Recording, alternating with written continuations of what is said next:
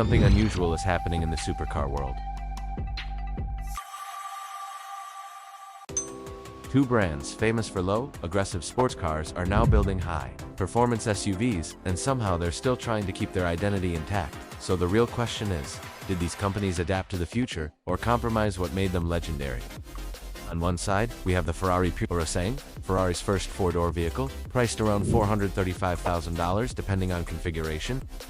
On the other side is the Lamborghini Urus, a performance SUV that helped redefine the luxury SUV category and can reach around $400,000 in higher specifications. Both vehicles sit in a very unusual space. They're not traditional SUVs, but they're also not conventional supercars. Instead, they represent a growing shift in automotive design, where performance, practicality, and luxury are starting to merge into a single category, and that raises an interesting question. Are these vehicles simply powerful SUVs, or are they something entirely new? Let's start with design. The Ferrari Purosangue approaches the concept cautiously. Even though it's technically an SUV, its proportions feel closer to a grand touring car that has been slightly elevated. The long hood, the flowing body lines, and the unusual rear hinge doors all signal something important. Puro didn't want to build a typical SUV. Instead, the Purosangue looks like a Ferrari first, and a utility vehicle second.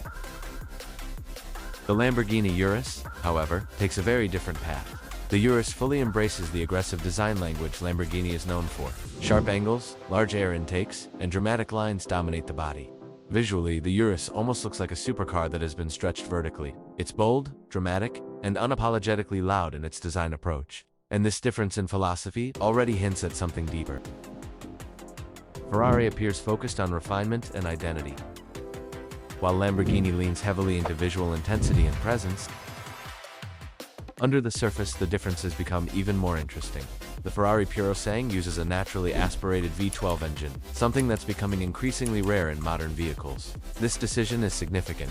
While many high-performance SUVs rely on turbocharged engines for efficiency and torque, Ferrari chose a traditional higher-revving engine layout that prioritizes character and sound. It's almost a statement about preserving a certain kind of driving experience.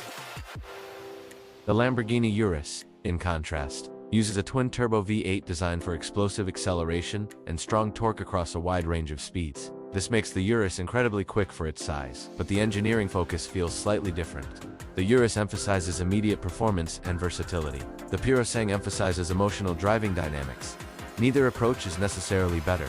They simply prioritize different aspects of performance. Then there's the price. At roughly $435,000, the Ferrari Purosangue enters a territory where buyers are not just purchasing transportation, they're investing in a brand philosophy. The Lamborghini Urus, typically around $400,000 with higher configurations, positions itself slightly differently. It's still extremely expensive, but it also operates as a more widely adopted luxury performance SUV, and that distinction matters. Ferrari seems to treat the Purosangue as an extension of its supercar lineage.